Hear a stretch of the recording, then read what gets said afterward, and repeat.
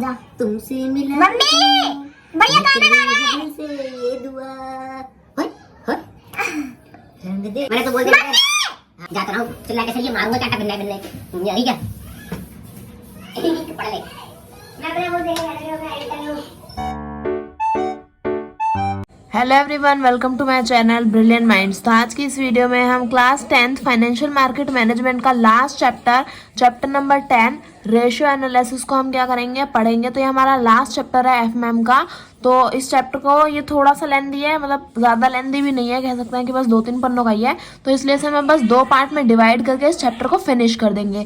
तो ये इस चैप्टर का फर्स्ट पार्ट है। तो यहाँ पे हम क्या पढ़ने वाले हैं, इसमें हम पढ़ेंगे कि रेशियो एनालिसिस क्या होता है। तो सबसे पहले ये समझ लेते हैं कि रेशियो एनालिसिस होता क्या है।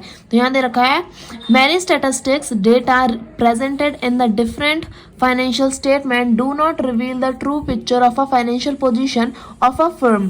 Properly analyzed and interpreted financial statement can provide valuable insight into a firm performances. To extract the information from the financial statement, a number of tools are used to analyze such statement. The most popular tool is ratio analysis.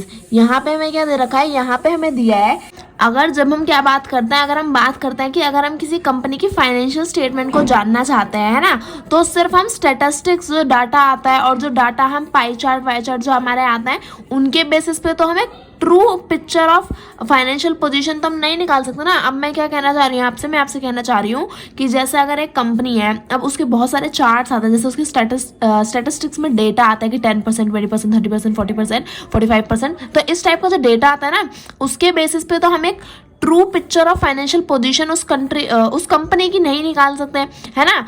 तो अब आप सिर्फ 10% देख के तो नहीं बता सकते ना कि ये कंपनी की फाइनेंशियल पोजीशन क्या हो गया, 20% देख के तो नहीं बता सकते ना। तो इसलिए इस जो प्रॉपर फाइनेंशियल पोजीशन हम जान सकें, तो इसके लिए सबसे कुछ तरीके के ना टूल्स यूज होता है, कुछ तरह के तरीके यूज किए जाते हैं। तो उनमें से सबसे मोस्ट पॉपुलर टूल क्या है, वो है रेशियो एनालिसिस का। यानी कि हम क्या करते हैं, रेशियो निकालते हैं। रेशियो हम 5th और 6th क्लास से ही निकालते आ रहा है, तो ये तो समझाने की जरूरत है ही नहीं कि रेशियो होता क्या है। तो इसलिए ना हम क्या करते हैं, रेशियो एनालिसिस निकालते हैं किसी भी एक कंपनी का। तो अब देख लेते हैं ये कैसे निकलते हैं, क्या काम होता है रेशियो एनालिसिस का। तो देखो, financial ratio can be broadly classified into 3 groups. यानी कि जो फाइनेंशियल रेशियो है ना, वो हमारे 3 ग्रुप में क्लासिफाई होता है। पहला लिक्विडिटी रेशियो, दूसरा leverage ratio, leverage capital structure ratio, और तीसरा है प्रॉफिटेबल रेशियो। तो इस वीडियो में जो हम पढ़ेंगे ना, वो हमारा लिक्विडिटी रेशियो है, पहले से कंप्लीट करेंगे। बाकी के जो हमारे रेशियोज है वो अपनी नेक्स्ट वीडियो में कंप्लीट करेंगे। तो देखो, देख लेते हैं हमारा लिक्विडिटी रेशियो। अब पहली बात, आधे बच्चों को यही नहीं समझ में आएगा होगा लिक्विडिटी क्या होती है। आधों को जिनको आ गया है, वेरी गुड, आपने बहुत अच्छे से अगर चैप्टर 1 पढ़ा है ना। चैप्टर 1 क्या है, हमारी आधी से ज्यादा एफएम में बस लिक्विडिटी भर रखी है। तो अगर आपने एफएम अच्छे से पढ़ी है, प्रीवियस याद है, तो लिक्विडिटी आप समझ गए होंगे। जिन्होंने नहीं याद, मैं दोबारा बता रही हूँ। देखो, liquidity refers to the ability of a firm to meet its financial obligation in short term, which is less than a year. Certain ratio which indicates the liquidity of a firm are current ratio, asset test ratio, turnover ratio. It is based upon the relationship between the current asset and current liability. अब यहाँ पे देखो, liquidity ratio का मतलब क्या होता है, liquidity का मतलब होता है कन्वर्ट इनटू कैश। जब हम क्या करते हैं, किसी भी चीज को कैश में कन्वर्ट करते हैं, तो वो क्या हो जाता है, वो हमारी लिक्विडिटी हो जाती है। तो यहाँ पे हमें बस यही दे रखा है कि लिक्विडिटी मतलब कन्वर्टेड इनटू कैश। तो लिक्विडिटी रेशियो का मतलब होता है कि जब हम क्या करना चाहते हैं, जो भी एक कंपनी है वो अपनी फाइनेंशियल ऑब्लिगेशंस को फुलफिल करना चाहती है, यानी कि वो क्या करना चाहती है, अपनी कंपनी में जो पैसा है ना, उसे पैसे में कन्वर्ट करना चाहती है, अपने गुड्स और प्रोडक्ट्स को। तो उसमें क्या आएगा, हमारा लिक्विडिटी रेशियो आ जाएगा। यानी कि जब कंपनी कम से कम टाइम में क्या करना चाहती है, अपने आप को फाइनेंशियली सिक्योर करना चाहती है, ज्यादा पैसा कमाना चाहती है, तो वो क्या करना चाहती है, सीधा लिक्विडिटी ऑब्टेन करना चाह रही है, कैश में कन्वर्ट करना चाह रही है अपने पैसों को। पैसे तो कैश में होता है, मेरा मतलब है कि वो कैश में कन्वर्ट करना चाह रही है अपने गुड्स एंड प्रोडक्ट्स को। तो अब यहाँ पे अगर हम देखें, तो यहाँ पे जो लिक्विडिटी रेशियो है ना, वो 3 पार्ट्स में डिवाइडेड है।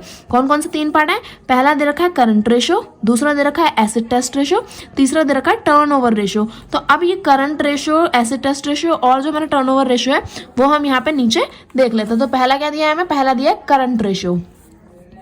अब करंट रेशो का फॉर्मूला दे रखा है करंट असेट बाय में करंट लायबिलिटी। अब करंट असेट क्या होता है, करंट रेशो क्या होता है, करंट लायबिलिटी क्या होता है, हमें यही नहीं पता है तो हम आगे क्या पढ़ें। तो देखो पहले इसे पढ़ लेते हैं फिर मैं आपको बताती हूँ क्या है। The current ratio measures the ability of the firm to meet its current liability from the current asset. Higher the current ratio greater the shorter time surveillance, that is the larger is the amount of rupee available per rupee of liability। अब madam जी हमें पता ही नहीं है कि current assets क्या होते हैं और करंट लाइबिलिटीज क्या होती हैं। असेट और लाइबिलिटीज तो पता ही होंगे ना, मैंने अभी चैप्टर 9 में अभी कुछ टाइम पहले ही कंप्लीट कराया है। तो पहले तो चैप्टर 9 पढ़ो, ये चैप्टर आधे से ज्यादा चैप्टर 9 पे डिपेंड करता है। अगर चैप्टर 9 पढ़ा हुआ है तभी ये चैप्टर समझ में आएगा, वरना समझ में नहीं आएगा, क्योंकि इसकी जो टर्म्स है ना असेट लाइबिलिटीज और डेप्टर्स ये सारी क्या है चैप्टर 9 से रिलेटेड है। तो अब हम यहाँ पे वापस आ जाते हैं। तो अब देखो सबसे पहले बोला है हमें यही नहीं पता है कि करंट असेट्स क्या होता है।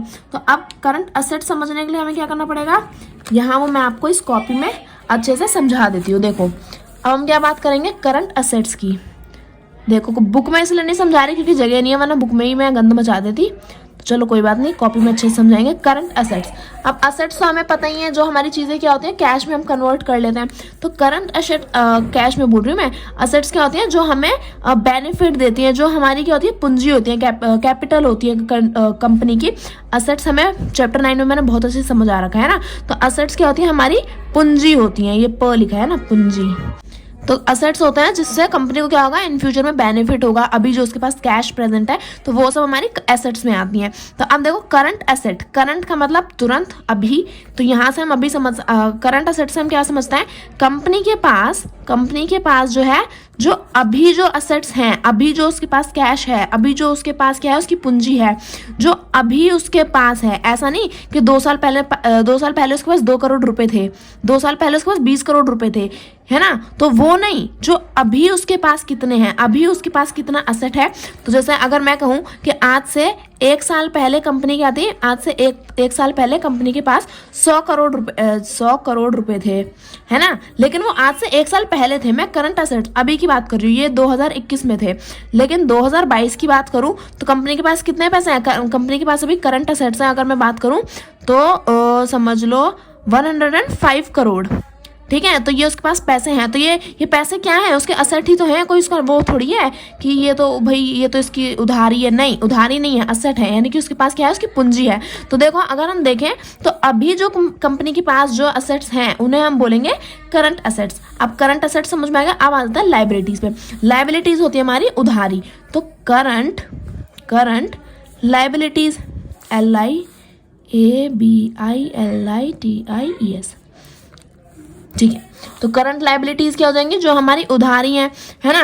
तो अब करंट का मतलब मैंने अभी समझाया, करंट का मतलब क्या हो जाएगा, जो अभी फिलहाल हमारे पास उधारी है। अब ऐसा नहीं कि हम वापस 1 साल पहले जा रहे हैं कि 1 साल पहले क्या थी हमारे पास, समझ लो 50 लाख की क्या थी उधारी थी। नहीं, वो नहीं देखनी, हमें करंट देखनी है। अभी क्या उधारी है, अभी क्या हमारे पास खर्चा है, अभी क्या हमारे पास क्या है लोन है, वो सब हमें देखना है। तो अगर मैं 2022 की करूं तो अभी क्या कंपनी के पास, जैसे अगर मैं एग्जांपल दूं, जैसे उसके पास असेट तो है 105 करोड़ के और उसकी उधारी कितनी है, उसकी उधारी है समझ लो ₹95 लाख की, ठीक है।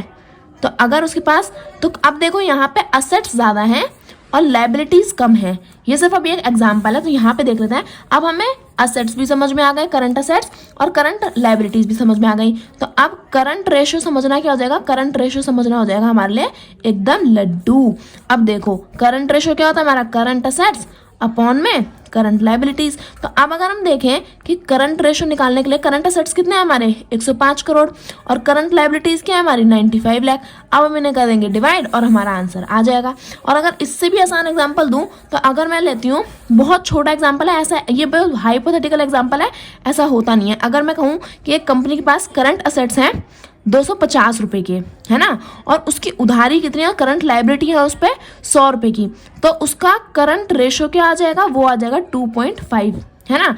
तो यानी कि अब उसके पास 2.5 क्या है, 2.5 उसके पास करंट रेशो है, यानी कि अगर उसे 1 रुपए की उसकी अब उधारी बचती है तो उसे पे करने के लिए उसके पास 2.5 रुपए हैं, 2.5 रुपीज हैं। तो इससे क्या समझ में आ रहा है कि हम उधारी भी पे कर सकते हैं और उसके बाद भी कंपनी के पास क्या रह जाएगा, पैसा बचा रह जाएगा। तो यहाँ पे हमें यही दे रखा है कि the current ratio measures the ability of the firm to meet its current liabilities from the current asset. Current ratio में क्या बताता है, करंट रेशो ये मेजर करता है कि जो हमारी कंपनी है उसके पास क्या वो एबिलिटी है, क्या वो काबिलियत या वो कैपेबिलिटी है कि वो करंट लायबिलिटीज जो उसकी अभी की उधारी हैं वो उसे अपने अभी के एसेट से फुलफिल कर सके।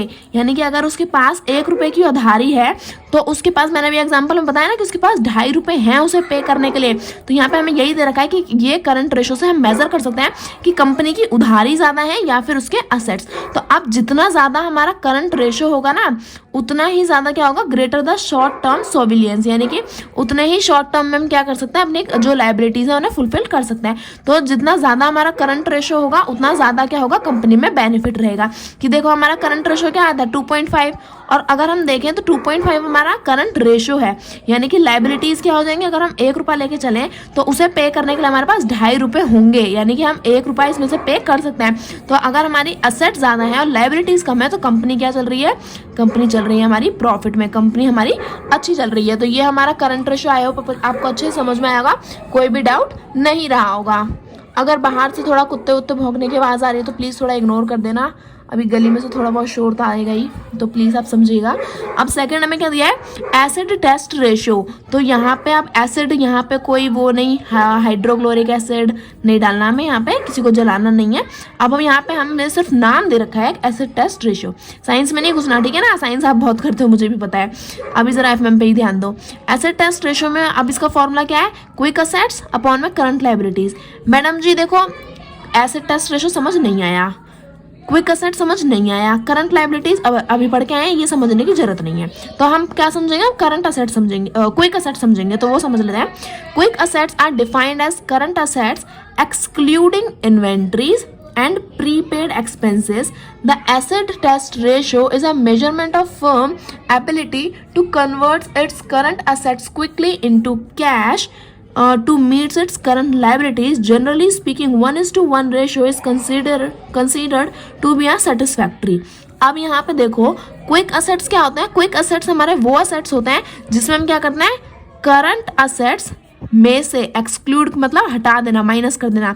तो करंट असेट्स क्या है, जो अभी फिलहाल हमारे पास कंपनी के पास असेट्स हैं वो, minus inventories and prepaid expenses. Ma'am current assets हमें समझ में आ गया, क्विक असेट नहीं आया, इन्वेंट्री नहीं आया, प्रीपेड एक्सपेंसेस नहीं आया। तो कौन समझाएगा, मैं समझाऊंगी। किस में समझाऊंगी, कॉपी में समझाऊंगी। चलो भैया अपना हथियार खोल लेते हैं और यहाँ पे इन्हें भी समझ लेते हैं। अब क्या दिया हमें, इन्वेंट्रीज दिया। तो यहाँ पे देखें अगर हम इन्वेंटरीज, स्पेलिंग सही है ना, INVENTORIES, यस, स्पेलिंग हमारी एकदम परफेक्ट है।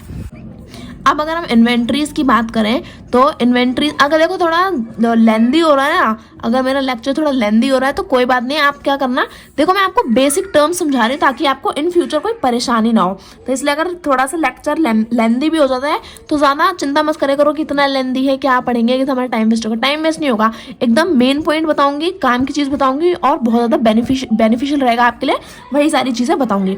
तो अब देखो इन्वेंट्रीज क्या होती हैं, हाँ इन्वेंट्रीज और प्रीपेड एक्सपेंसेस मुझे समझाना है। तो इन्वेंट्रीज अगर हम देखें तो इन्वेंट्रीज में क्या आता है, अब जैसे एक कंपनी है, ठीक, ये बिल्डिंग है, इतनी गंदी नहीं होती है, थोड़ी अच्छी होती है, मैंने ज़्यादा गंदी बना दी है। बिल्डिंग, अभी हमारी क्या है, बिल्डिंग है, एक कंपनी है। तो अब देखो इस कंपनी में क्या होगा, इस कंपनी के पास उसके प्रोडक्ट्स भी होंगे, है ना, प्रोडक्ट्स होंगे, इसके पास उसका रॉ मटेरियल होगा, कंपनी के पास प्रोडक्ट होंगे, रॉ मटेरियल होंगे, और कुछ जो चीज़ें हैं वो क्या होंगी, फिनिश्ड प्रोडक्ट होंगी, है ना, जो पूरी तरह बन चुकी हैं, तो प्रोडक्ट, फिनिश्ड प्रोडक्ट। कुछ क्या होंगी, वर्क इन प्रोग्रेस में होंगी, वर्क इन प्रोग्रेस में होंगी, है ना। तो यही सब क्या होते हैं, यही सब हमारी इन्वेंट्री होती है, बस यही तो है। अब देखो इन्वेंट्रीज का मतलब होता है कि जो कंपनी के पास उसका प्रोडक्ट है जिससे वो क्या करता है, जिसे सेल करके वो पैसा कमाता है, तो वही हमारी इन्वेंट्री है। इन्वेंट्री यानी कि कंपनी के प्रोडक्ट, कंपनी के रॉ मटेरियल, कंपनी की वो चीज़ें जिससे वो क्या करता है, जिससे वो सेल करके क्या करता है, अपना प्रॉफिट कमाता है। तो इन्वेंट्रीज क्या हो गई, जैसे अब मैं एक एग्जाम्पल देती हूँ आपको, जैसे एग्जाम्पल मैं दे रही हूँ, जैसे एक हमारी क्या है, ऑटोमोबाइल कंपनी है, ठीक है, ऑटोमोबाइल हमारी कंपनी है जिसमें क्या बनती है, कार्स बनती हैं। अब ऑब्वियस सी बात है, कार से बनेंगी और क्या बनेगा, है ना। तो अब यहाँ पे कार बनेंगी तो कुछ कार्स क्या होंगी, कुछ होंगी, जैसे हमारा प्रोडक्ट क्या हो गया, कार हो गया। अब उसमें क्या होगा, रॉ मटेरियल भी होगा कार के लिए, है ना, कि कहीं पे बम्पर पड़ा है, कहीं पे टायर्स हैं, कहीं पे मेटल है, कहीं पे इंजन है, तो ये सारे हमारे क्या है, ये सारे हमारे रॉ मटेरियल हो गए। अभी कुछ क्या है, कुछ हमारी वर्क इन प्रोग्रेस में है, यानी कि जो कार अभी क्या है, जो अभी सिर्फ बन रही है, पूरी कंप्लीट तरीके से बनी नहीं है, जो सिर्फ जिनका डिजाइन हो गया है, जो क्या हो गई है, जो बन के तैयार हो रही हैं, अभी उनकी तैयारी चल रही है, पूरी बनी नहीं है वो, समझ लो उसमें पेंट करना रह गया या फिर उसके भी कुछ पार्ट्स जोड़ने रह गए, तो वो भी क्या है, वर्क इन प्रोग्रेस में है। और कुछ क्या है, कुछ हमारी है fixed good, fixed product, finished product में क्या बोली जा रही हूँ, फिनिश्ड प्रोडक्ट, है ना। कुछ हमारे फिनिश्ड प्रोडक्ट हैं, यानी कि जो कुछ कारें हैं जो कंप्लीट बन चुकी हैं, पार्ट्स जुड़ गए हैं, चलने भी लगी हैं, पेंट भी हो गया है, तो ये सारी क्या है, यही सारी हमारी इन्वेंट्री हैं। तो जो प्रोडक्ट कंपनी के पास क्या होते हैं, रखे जाते हैं, जो कंपनी के होते हैं, जिससे क्या होता है, जिससे वो ये सारे असेट्स हैं ना कंपनी के, इससे क्या होगा, कंपनी को बेनिफिट होने वाला है। तो जो प्रोडक्ट से क्या करती है कंपनी, उन्हें यूज करके, उन्हें क्या करती है, उन्हें सेल करके क्या करती है, प्रॉफिट कमाती है, तो वही सारे हो जाते हैं हमारे इन्वेंट्रीज। अब इन्वेंट्रीज में आता है कंपनी के प्रोडक्ट। अब ये जो प्रोडक्ट है ना, ये इन्वेंट्री सिर्फ उन कंपनीज में होती है जो प्रोडक्ट आपको देती हैं, जो सर्विस देती हैं, उन कंपनीज में इन्वेंट्रीज नहीं होती। यानी कि अब जैसे अगर मैं आपसे कहूँ कि अब जैसे जियो है, चलो जियो भी छोड़ो, मैं आपको जियो नहीं बता रही हूँ, अब जैसे कोई नेटवर्किंग कंपनी है जो आपको कोई सर्विस प्रोवाइड कर रही है। अब जैसे अब छोड़ो, ये भी छोड़ो, अगर मैं आपको कहूँ कि एक ऐसी कंपनी है जैसे ओला है ना, ओला अगर हम बात करें तो ये क्या है, ये हमें सर्विस प्रोवाइड कर रही है। ये क्या करती है, ये आपको एक जगह से दूसरी जगह लेके जाती है। अब ऐसा तो है नहीं ना कि अपनी कंपनी से कोई प्रोडक्ट लाएगी और फिर आपको देगी और फिर चली जाएगी, ऐसा कोई प्रोडक्ट नहीं आ रहा है हमारे हाथ में। ये क्या कर रही है, हमें एक सर्विस प्रोवाइड कर रही है कि हम एक जगह से दूसरी जगह जा रहे हैं, तो इसमें सर्विस आ रही है, इसमें कोई प्रोडक्ट का हम यूज नहीं कर रहे हैं। तो ये जो ऐसी कंपनीज होती है ना जो सर्विस प्रोवाइड करती हैं, वो इन्वेंट्रीज नहीं रखती। इन्वेंट्रीज कौन सी कंपनीज में होती हैं, जो हमें एक प्रोडक्ट दे रहे हैं, जो हमें एक सामान दे रहे हैं जिसको वो हम यूज करते हैं। जैसे जो हमारी कार्स हैं, जो हमारे वुडन कंपनीज जो होती हैं, हमारी जो फर्नीचर बनाती हैं, ये सारी क्या है, ये सारी प्रोडक्ट हमें प्रोवाइड करा रही हैं, तो इनमें इन्वेंट्रीज होती है। तो आई होप आपको इन्वेंट्री समझ में आया होगा। जो हमारा प्रोडक्ट होते हैं उन्हीं को हम क्या बोलते हैं, इन्वेंट्रीज बोलते हैं। तो अब यहाँ पे हमारा इन्वेंट्रीज कंप्लीट हो गया। अब हमें यहाँ किधर का है, प्रीपेड एक्सपेंसेस। तो अब एक बार हम अपना प्रीपेड एक्सपेंसेस भी देख लेते हैं, उसके बाद ही हमारा टॉपिक जो है वो कंप्लीट हो ही जाएगा। तो अब अगर हम यहाँ पे देखें प्रीपेड, यानी कि जो हमने क्या कर दिया, पहले ही पे कर दिए, ठीक है। जो हमने क्या किया, पहले ही पे कर दिया, तो वो हमारे प्रीपेड हो जाएंगे। और एक्सपेंसेस यानी कि वो हो जाएंगे हमारे खर्चे।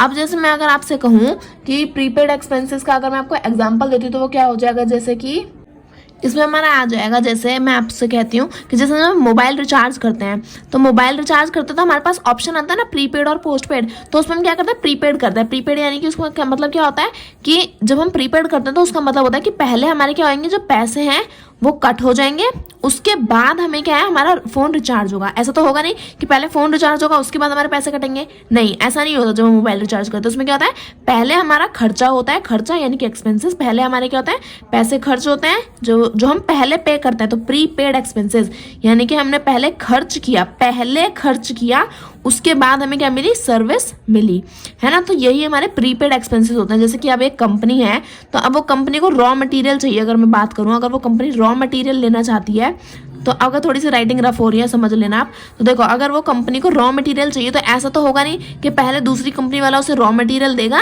और उसके बाद इंतजार करेगा कि हाँ ये कंपनी मुझे पैसा देगी। तो रॉ मटेरियल खरीदने के लिए क्या करेगी, पहले वो उसे अपना पैसा देगी, है ना, यानी कि प्रीपेड, पहले पैसा देगी, प्रीपेड एक्सपेंसेस, उसके बाद ही क्या मिलेंगे उसे, वो मटेरियल, रॉ मटेरियल जो है, जो उसके सर्विस है, वो उसे प्रोवाइड होगी। तो यही हमारे प्रीपेड एक्सपेंसेस होते हैं। इन्वेंट्रीज होती है हमारी प्रोडक्ट्स, और प्रीपेड एक्सपेंसेस होते हैं जो हम पहले ही खर्चा कर देते हैं। दोनों ही क्या है, हमारे एसेट्स हैं। इन्वेंट्रीज क्या है, जो प्रोडक्ट हैं वो प्रोडक्ट एक ना एक दिन तो बिकेंगे, और बिकने के बाद क्या होगा, हमें प्रॉफिट होगा। प्रॉफिट यानी कि कंपनी के लिए एसेट्स। अब ऐसे ही प्रीपेड एक्सपेंसेस हैं, अब हम भले ही यहाँ पे खर्चा कर रहे हैं, लेकिन रॉ मटेरियल आएगा, आने के बाद प्रोडक्ट बनेगा, प्रोडक्ट बनने के बाद हमें प्रॉफिट होगा। तो दोनों ही क्या है, हमारे एसेट्स हैं।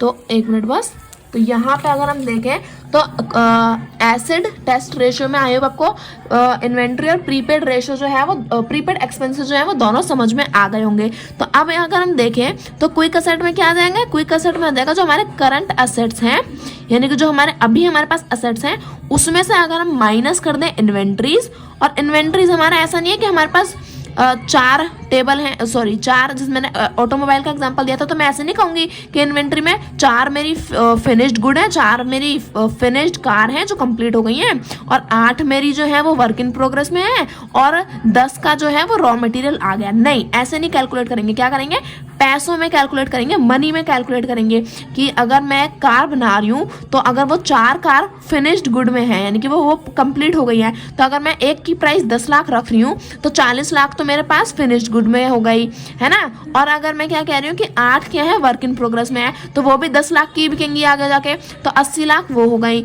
और फिर 10 का जो है वो रॉ मटेरियल पड़ा है, तो 10 लाख इंटू 10 क्या हो जाएगा, 1 करोड़। तो 1 करोड़ 80 लाख और यहाँ पे 40 लाख मिलके क्या हो जाएंगे, तो आप प्लस कर लेना, आपका आंसर आ जाएगा।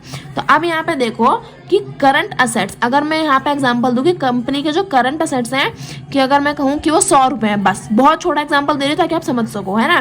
तो इसमें से माइनस क्या करना है हमें, इन्वेंट्रीज। अगर मैं कहूँ कि कंपनी के जो फिनिश्ड गुड हैं, वर्क इन प्रोग्रेस वाले गुड्स हैं, और जो रॉ मटेरियल है, वो टोटल मिला के कितने रुपए का हो रहा है, वो हो रहा है 25 रुपए का, ठीक है। तो ये हमें माइनस करना है, और क्या माइनस करना है, प्रीपेड एक्सपेंसेस। और उसने क्या कर रखा है, जैसे रॉ मटेरियल अगर वो और मंगा रही है तो उसने पहले ही क्या कर दिया, एक्सपेंस कर दिया, तो इसमें हम क्या कर देंगे, प्लस कर देंगे। प्लस क्यों करेंगे, क्योंकि इन दोनों को हमें माइनस करना है इसमें से, तो ये दोनों प्लस हो जाएंगे और फिर इसमें से माइनस कर देंगे, है ना। तो प्रीपेड एक्सपेंसेस अगर मैं कहूँ कि ये भी 25 रुपए का है ना, तो अब क्या हो जाएगा, ये हो जाएगा 100 माइनस 25/25 क्या हो जाएगा, 25 प्लस 25 हो जाएगा हमारा 50। तो ये हो गया हमारे क्विक असेट्स, कितने आ गए, क्विक असेट्स आ गए हमारे 50 रुपए के। और अगर मैं कहूँ करंट लायबिलिटीज, और अगर मैं कहूँ कि अगर कंपनी के ऊपर उधारी कितनी है, अभी जो उधारी है, करंट लायबिलिटीज तो हम पढ़ ही चुके हैं, तो अगर मैं कहूँ कि वो भी अगर क्या है, हमारे 50 रुपए की है, तो ये क्या हो जाएगा, 1:1 में आ जाएगा। तो 1:1 अगर हमारा जो रेशो है वो 1:1 में आता है, तो वो क्या है, वो काफी सेटिस्फैक्टरी रेशो है, वो काफी अच्छा रेशो है, इसमें कोई परेशानी नहीं है। तो अब जरूरी नहीं है कि हर बार आपको 1:1 ही आए, 1 से कम भी आ सकता है, 1 से कम इन द सेंस कि जरूरी नहीं कि 1:1 ही आए, 1:2 भी आ सकता है, 2:3 भी आ सकता है, कुछ भी आ सकता है। तो अगर लेकिन 1:1 आता है तो वो काफी अच्छा रेशो माना जाता है। तो आई होप आपको current ratio, acid test ratio भी अभी तक समझ में आ गया होगा। अब हम अपना आ जाते हैं थर्ड पे, टर्नओवर रेशो पे। तो ये भी काफी आसान है, बस थोड़ा सा ही टाइम लगेगा, इसे भी हम कवर कर लेंगे। तो अब देखो टर्नओवर रेशो, तो turnover ratio measures how quickly certain current assets are converted into cash. सबसे इंपॉर्टेंट लाइन है converted into cash, current assets converted into cash, or how efficiently the assets are employed by a firm.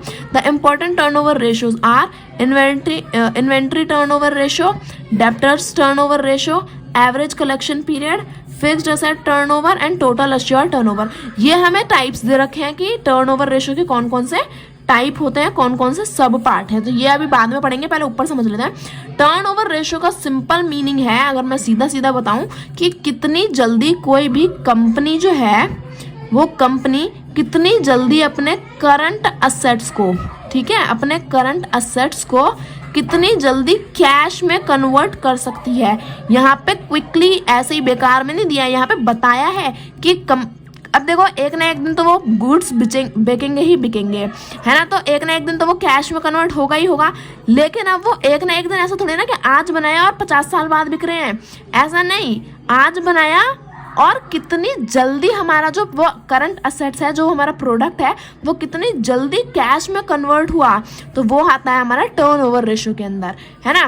तो अब यहाँ पे converted into cash, कितनी जल्दी हम convert करते हैं कैश में, वो हमारा टर्नओवर रेशियो के अंदर आता है। अब देखो टर्नओवर रेशियो के भी क्या होता है ना, यहाँ पे टाइप हैं, तो the important turnover ratios are, हम यहाँ पे कुछ टाइप दे रखे हैं, वो हम यहाँ पे पहला टाइप क्या दिया है, इन्वेंट्री टर्नओवर रेशियो। तो ये हम पढ़ लेते हैं, यहाँ पे दे रखा है इसका फॉर्मूला, ये यहाँ पे सबके फॉर्मूले दे रखे हैं ना, याद रखना आप।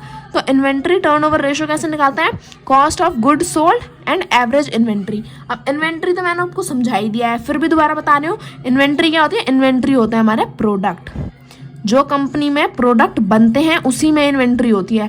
जो कंपनी सर्विस प्रोवाइड करती है वो कोई प्रोडक्ट नहीं दे रही है इंसान को, वो कोई प्रोडक्ट अपने कस्टमर को नहीं प्रोवाइड कर रही है, तो उसमें इन्वेंट्री भी नहीं होगी।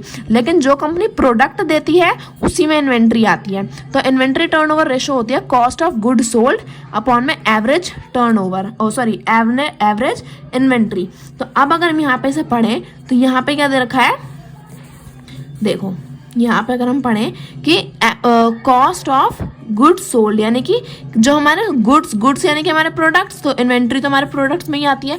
तो अब जो हमारे जो प्रोडक्ट्स हैं उनकी कॉस्ट क्या है जब हमने उन्हें बेचा था, है ना, और अपॉन में एवरेज टर्नओवर, सॉरी मैं टर्नओवर क्यों बोल रही हूँ बार बारी, एवरेज इन्वेंट्री। तो अब ये दोनों हम कैसे निकालेंगे वो अभी मैं आपको समझाती हूँ। Where the cost of goods sold means sales minus gross profit and average inventory refer to simple average of opening and closing inventory.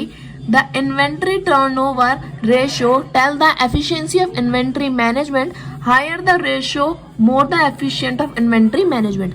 अब यहाँ पे अगर हम देखें एक बात, तो इन्वेंट्री का मतलब क्या होता है, प्रोडक्ट। अब जिस कंपनी के प्रोडक्ट ज़्यादा बिकेंगे तो सीधी सी बात है कि अगर उसके प्रोडक्ट ज़्यादा बिक रहे हैं तो उसके प्रोडक्ट क्या हो रहे हैं, कम हो रहे हैं। क्योंकि कंपनी में अगर प्रोडक्ट रखे हैं, अगर कंपनी में 100 प्रोडक्ट हैं और एक दिन में 80 बिक जाते हैं, तो क्या होगा, 100 में से 80 चले गए तो प्रोडक्ट क्या होगा, कम हो गए ना, 20 रह गए अब तो अगर जिस कंपनी में ज़्यादा जो इन्वेंट्री है अगर वो ज़्यादा कम हो रही है का इन द सेंस कि वो ज़्यादा बिक रही है, तो वो क्या होगा, उतना ही ज़्यादा बेनिफिशियल होगा कंपनी के लिए, क्योंकि उसके प्रोडक्ट ज़्यादा बिकेंगे तो उसे ज़्यादा प्रॉफिट मिलेगा ना। तो यही हमें देखना है कि इन्वेंट्री टर्नओवर रेशियो निकालने के लिए कॉस्ट ऑफ गुड्स सोल्ड, यानी कि जो हमारा प्रोडक्ट जो हमारा हमने बेचा है उसकी कॉस्ट क्या है। तो where the cost of the good sold, अब हम कॉस्ट ऑफ गुड सोल्ड कैसे निकालेंगे, गुड्स सोल्ड यानी कि जो हमारा प्रोडक्ट बिका है उसकी कॉस्ट हम कैसे निकालेंगे, सेल्स माइनस ग्रॉस प्रॉफिट। अब ग्रॉस प्रॉफिट तो हमें पता ही है ना कि जो हमारा टोटल प्रॉफिट होता है, टोटल प्रॉफिट, उसमें से हमें क्या करना है, सेल्स को माइनस करना है। सेल्स अगर हम समझें कि अगर हमारी क्या हुई है, अगर हमारा प्रॉफिट है, अगर मैं आपको एग्जांपल दूं, एक छोटा सा एग्जांपल दे रही हूँ। अगर मैं कहूँ कि हमारी जो सेल हुई है ना वो हुई है अगर हमारी 100 रुपए की, ठीक है, और माइनस प्रॉफिट हुआ है हमें 50 रुपए का। अब यहाँ पे तो हमें क्या निकालना है, हमें कॉस्ट ऑफ गुड निकालनी है, हमें प्रोडक्ट की कॉस्ट निकालनी है। तो अगर 100 रुपए की बिक्री हुई है और प्रॉफिट हुआ है हमें 50 रुपए का, तो माइनस करेंगे तो प्रोडक्ट क्या आ जाएगा, प्रोडक्ट आ जाएगा, प्रोडक्ट की कॉस्ट आ जाएगी 50 रुपए।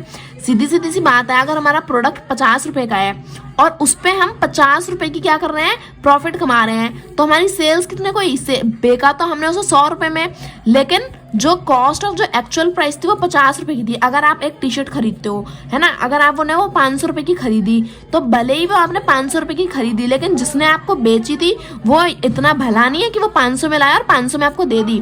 वो क्या होगा, वो या तो 200 या 300 में लाया होगा और प्रॉफिट कमाने के लिए उसने क्या किया, आपको 200 रुपए एक्स्ट्रा बेची। यानी कि अगर हम देखें मोटा कि अगर वो 500 रुपए की टी शर्ट आपको दे रहा है ना, तो वो या तो कम से कम 200 रुपए का तो फायदा कमा ही रहा होगा। तो अगर हम 500 में से 200 माइनस कर दें तो वो आ जाएगा 300 रुपए। यानी कि उसने सेल्स 500 रुपए की करी है ना, सेल उसकी कितने की हुई, 500 की हुई, लेकिन उसमें जो उसने प्रॉफिट कमाया वो 300 का था। तो माइनस अगर हम कर दें क्या, 300 रुपए, तो जो कॉस्ट, जो एक्चुअल कॉस्ट थी ना उस टी शर्ट की वो 200 रुपए ही है। अब मैं ये नहीं कह रही कि हर कोई जो 500 रुपए की टी शर्ट पहनता है उसकी कॉस्ट 200 ही है, जरूरी नहीं, वो 250 भी हो सकती है। मैं तो बस एक एग्जांपल दे रही हूँ कि अगर उस इंसान ने 500 रुपए की सेल करी है और उसे क्या होता है, अगर उसका जो ग्रॉस प्रॉफिट है वो उसे 300 रुपये का कमाया है ना, तो वो जो उसकी चीज़ होगी वो 200 रुपये की होगी। अगर 200 रुपये की चीज़ है तभी तो उसने 300 कमाई है ना 500 में बेच के।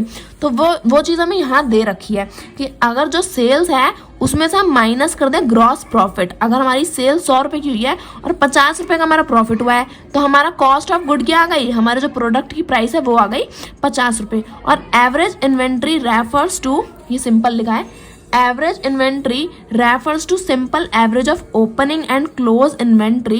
The inventory turnover ratio tell the efficiency of inventory management. Higher the ratio, more the efficient of inventory management. तो जो हमारा ओपनिंग एंड क्लोजिंग इन्वेंट्री होता है वो क्या होता है, अब ये दो टर्म्स हैं यहाँ पे जो हमें समझनी है। एक होती है ओपनिंग इन्वेंट्री और एक होती है क्लोजिंग इन्वेंट्री। तो ये यहाँ पे हम समझ लेते हैं अपने हथियार को यूज करके, अपनी कॉपी को यूज करके। तो देखो यहां हमें क्या पढ़ना है, यहां हमें पढ़ना है, तो यहां देखो कि अगर एक इन्वेंट्री क्या होती है, इन्वेंट्री होती है हमारी प्रोडक्ट, और उस प्रोडक्ट को हम प्रोडक्ट नहीं लेते, उस प्रोडक्ट को हम अपने प्राइस में कैलकुलेट करते हैं कि वो प्राइस क्या है ना। तो अब ओपनिंग इन्वेंट्री क्या हो जाएगी, अब जो हमारा ओपनिंग इन्वेंट्री है वो अगर हम ले लें कि जो हमारा प्राइस हमने अभी शुरुआत में लिया है। अब देखो हमारी बैलेंस शीट और जो profit and loss account statement है ये कब दिया जाता है, ये हमें 31 मार्च को दिया जाता है ना। एक फाइनेंशियल एंडिंग ईयर कब होता है, 31 मार्च को। यानी कि फिर अगर ये एंडिंग ईयर है तो ईयर स्टार्ट कहाँ से होता है, ईयर स्टार्ट होता है मार्च के बाद क्या आता है, अप्रैल। तो 1 अप्रैल को क्या होता है, हमारा फाइनेंशियल ईयर स्टार्ट होता है ना। तो इस दिन से अगर क्या करती है कोई कंपनी है, वो क्या कर रही है, वो प्रोडक्ट तो खरीदेगी ना। तो अब अगर वो उसने 1 अप्रैल को कोई प्रोडक्ट खरीदा, कोई इन्वेंट्री खरीदी और वो उसने खरीदी 10,000 रुपये में, ठीक है, ये हो गए 10,000 रुपये। अब उसमें से 10,000 में से क्या करा उसने, अपनी जो इन्वेंट्री है उसमें से उसने 8,000 क्या कर दिए, 8,000 का प्रोडक्ट उसने बेच दिया। 10,000 का प्रोडक्ट खरीदा था, 8,000 का बेच दिया एक साल के अंदर और वापस 31 मार्च आ जाती है, ठीक है। तो अब ओपनिंग क्या थी, और शुरुआत में, ओपनिंग यानी कि शुरुआत हमारी ओपन से होती है। तो यही से हम देख लेते हैं कि ओपनिंग इन्वेंट्री यानी कि जो ओपनिंग शुरुआत में जो उसने प्रोडक्ट लिए थे वो क्या थे, 10,000 के थे। अब जो है एंड में क्या हुआ, उसने 8,000 बेच दिए, 8,000 का बेच दिया तो बचा क्या, 2,000 बचा। यानी कि अब ये क्या है, एंडिंग ईयर पे पहुंच गए, हम एंड पे पहुंच गए। तो ये क्या हो जाएगी, ये हो जाएगी हमारी क्लोजिंग इन्वेंट्री। इतना सिंपल है, बताओ, है ना। तो ओपनिंग इन्वेंट्री होती है हमारा फर्स्ट प्राइस बोल रही हूँ, जो हम ओपनिंग इन्वेंट्री का मतलब होता है जो ईयर के साल में, जो हमारा ईयर है ना उसकी स्टार्टिंग में जो हमारा पहला वो होता है कि हमने जो हमारा प्राइस है, जो हमने स्टार्ट करा है, जो हमने पहली बार खरीदा है, तो वो हमारा 10,000 का हो गया हमारा प्रोडक्ट, है ना। 10,000 का अगर हमने प्रोडक्ट खरीदे हैं और एट द एंड वो कितना बचता है वो हो जाता है हमारा क्लोजिंग इन्वेंट्री। तो यही हमें यहाँ पे दे रखा है कि एवरेज इन्वेंट्री का मतलब क्या होता है, एवरेज कहाँ गया हमारा एवरेज इन्वेंट्री, हाँ, एवरेज इन्वेंट्री का मतलब होता है opening inventory plus closing inventory. Opening क्या थी, 10,000 रुपये थी, है ना, और एंडिंग क्या थी उसकी, 2,000 रुपये। अब एवरेज कैसे निकालते हैं, जो हमारी दोनों टर्म्स है प्लस कर देंगे और कितनी नंबर ऑफ टर्म्स है 1 और 2, तो उसे 2 से डिवाइड कर देंगे। तो यही हमें देर का। अब अगर मैं आपको देखूं, अगर मैं आपको बताऊं तो हमारा जो बुक का लास्ट पेज है ना उसमें हमें इन सबके एग्जाम्पल दे रखे हैं। तो वो एग्जाम्पल मैं आपको एक बार दिखाती हूँ तो उससे ना आप ज्यादा अच्छे से समझ पाएंगे। तो यहाँ अगर हम देखें तो देखो यहाँ पे हमें क्या दे रखा है, एग्जाम्पल दे रखे ना। तो ये मैं आपको एक बार समझा देती हूँ। ये देखो, जो हमारा करंट रेशियो था वो हम कैसे निकालते थे, वो हम निकालते थे करंट एसेट्स अपॉन में करंट लायबिलिटी। तो यहाँ पे हमें दे रखा है कि करंट एसेट्स क्या है, अगर कंपनी के 23.40 है, अपॉन में उसकी लायबिलिटी क्या है 16 रुपए की है। तो अब हम इसे डिवाइड करेंगे तो हमारा करंट रेशियो क्या आ जाएगा 1.46, ठीक है। यहाँ पे करंट रेशियो का दे रखा है कि जो हमारे एसेट्स है वो इतने हैं, लायबिलिटीज इतनी है, तो डिवाइड करेंगे तो ये आ जाएगा। ऐसे जो हमारा क्विक रेशियो था वो हम कैसे निकालते थे, क्विक एसेट्स, ये हमें यहाँ पे एसिड टेस्ट रेशियो जो था ना वही दे रखा है, एसिड टेस्ट रेशियो वही है यहाँ पे ATR। तो क्विक रेशियो लिखो, एसिड टेस्ट रेशियो लिखो, एक ही बात है। तो अब देखो यहाँ पे क्विक एसेट्स अपॉन में क्या आ जाएगा करंट लायबिलिटीज। तो यहाँ पे एग्जांपल क्या दे रखा है, अब करंट एसेट्स हमारे कौन से थे, क्विक एसेट्स हम कैसे निकालते थे, करंट एसेट्स में हम क्या करते थे, इन्वेंट्री को माइनस करते थे और प्रीपेड एक्सपेंसेस को माइनस करते थे। तो अगर समझो हमारे करंट एसेट्स अभी हमने ऊपर दिए थे ना, कितने थे हमारे करंट एसेट्स, तो यहाँ पे माइनस करने के लिए हम क्या करेंगे, पहले करंट असेट्स में से माइनस करेंगे अपने क्या माइनस करना था मैं, एक मिनट, हाँ इन्वेंट्री, भूल जाते हैं कभी कभार, इन्वेंट्री प्लस में प्रीपेड एक्सपेंसेस, है ना, ये करना था। और ये करना था, अब क्विक असेट्स हमारे आ गए डिवाइडेड बाय करंट लायबिलिटीज। तो करंट लायबिलिटीज कितनी है हमारी 16। तो यहाँ अगर हम देखें तो डिवाइड कर देंगे करंट लायबिलिटीज से। तो देखो क्विक रेशियो हमारा क्या आ जाएगा, करंट असेट्स कितने हैं हमारे 23.40 माइनस, अब हमारी अगर इन्वेंट्री के प्राइस क्या दिया है, इन्वेंट्री अगर सोचो हमारी है 10.60 की। तो यहाँ पे अगर हम लिख लें 10.60 प्लस में अगर हमारे प्रीपेड एक्सपेंसेस क्या है 0.8 है। तो यहाँ पे अगर हम लिख लें 0.8 अपॉन में करंट लायबिलिटी क्या है हमारी 16 रुपए की, तो वो यहाँ पे हम लिख लें। तो अब देखो क्विक रेशियो हमारा क्या आ जाएगा 23.40 माइनस 10.60 प्लस में 0.8। तो यहाँ पे आंसर क्या आएगा 0, 8 प्लस 6 क्या हो जाएगा हमारा 14, एक यहाँ पे एक यहाँ पे एक यहाँ पे, तो यहाँ आ जाएगा 11.40 अपॉन में 16। तो अब देखो 23.40 माइनस 11.40 क्या आंसर आएगा 0 0, 3 में से 1 गया 2, 2 में से 1 गया 1। तो यहाँ क्या आ जाएगा क्विक रेशियो आ जाएगा यहाँ पे हमारा, अगर हम देखें 1 मिनट, ओके बह गया ये तो हमारा फ्लो में चला गया। क्विक रेशियो क्या आ जाएगा यहाँ पे हमारा 12 अपॉन में 16। अब यहाँ पे हम इसे डिवाइड कर देंगे। तो क्विक रेशियो हमारा अगर हम देखें सीधा सीधा देखो 12 अपॉन में 16 क्या आ जाएगा 0.75। तो हमारा क्विक रेशियो आ गया। अब हमारा देख लेते हैं इन्वेंट्री टर्नओवर रेशियो, इसके लिए हम यहाँ पे आए थे। तो इन्वेंट्री टर्नओवर रेशियो क्या होता है हमारा, cost of goods sold divided by average inventory. तो कॉस्ट ऑफ गुड्स सोल्ड हम क्या निकालते हैं नेट सेल। नेट सेल यहाँ पे हमें दे रखा है वैसे तो, अब नेट यहाँ पे दे रखा है वहां पे नहीं दे रखा था। नेट सेल यानी कि हमारी टोटल सेल कितनी हुई है माइनस में हमारा जो टोटल प्रॉफिट है वो हम करेंगे। तो यहाँ पे अगर हमारी सोचे अगर हमारी सेल हुई है 105 रुपए की और प्रॉफिट हुआ है हमें 16 रुपए का, तो हम क्या करेंगे, तो उसके लिए हम क्या करेंगे टर्न ओवर रेशियो निकालने के लिए हम क्या करेंगे, जो हमारा क्या दे रखा है नेट सेल माइनस में ग्रॉस प्रॉफिट, है ना, और डिवाइडेड बाय में एवरेज इन्वेंट्री। एवरेज इन्वेंट्री क्या होती है ओपनिंग इन्वेंट्री प्लस में क्लोजिंग इन्वेंट्री। यहाँ पे ले लेंगे एवरेज इन्वेंट्री, है ना। तो अब देखो नेट रेशियो हमारा क्या आ जाएगा, नेट सेल क्या हुई है हमारी 105 रुपए की हुई है, माइनस में जो प्रॉफिट हुआ है वो हमें 16 रुपए का। तो अब अगर हम देखें ये क्या दे रखा है एवरेज इन्वेंट्री क्या है हमारी ओपनिंग इन्वेंट्री प्लस में क्लोजिंग इन्वेंट्री। तो अब यहाँ पे हम देखें तो ओपनिंग इन्वेंट्री कितनी है हमारी 15 रुपए की और क्लोजिंग इन्वेंट्री क्या है 13 रुपए की। तो अब एवरेज निकालने के लिए क्या करते हैं, तो पहले तो लिख लेते हैं 15 रुपए की ओपनिंग इन्वेंट्री और प्लस में 13 रुपए की क्लोजिंग इन्वेंट्री। अब एवरेज कैसे निकालते हैं, तो पहले जो दो टर्म है उन्हें प्लस करेंगे, और मतलब जितनी भी टर्म है उन्हें प्लस करेंगे और फिर जितने नंबर ऑफ टर्म है उन्हें डिवाइड कर देंगे। तो जैसे यहाँ पे 2 टर्म्स को अगर हम प्लस कर रहे हैं तो डिवाइडेड बाय 2, अगर हम 3 टर्म्स को प्लस कर रहे हो तो डिवाइडेड बाय हो जाता 3। यहाँ पे 2 टर्म्स है तो इस पर डिवाइडेड कर देंगे हम 2।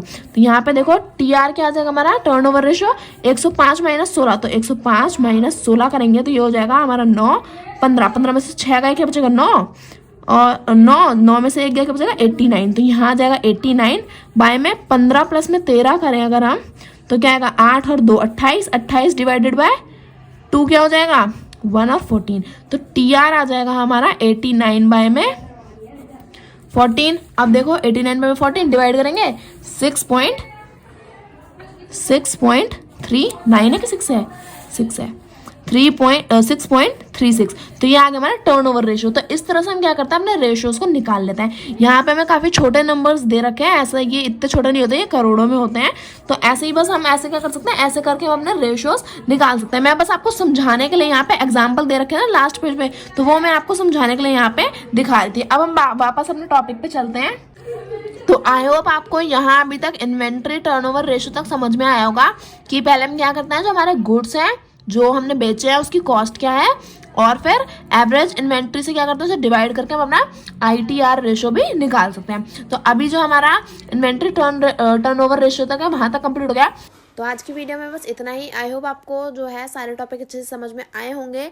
कोई भी डाउट हो तो प्लीज़ कमेंट सेक्शन में कमेंट कर देना। तो आई होप वीडियो अच्छी लगी होगी। वीडियो अच्छी लगी तो प्लीज़ वीडियो को लाइक करें, subscribe my channel for more videos. Thank you for watching.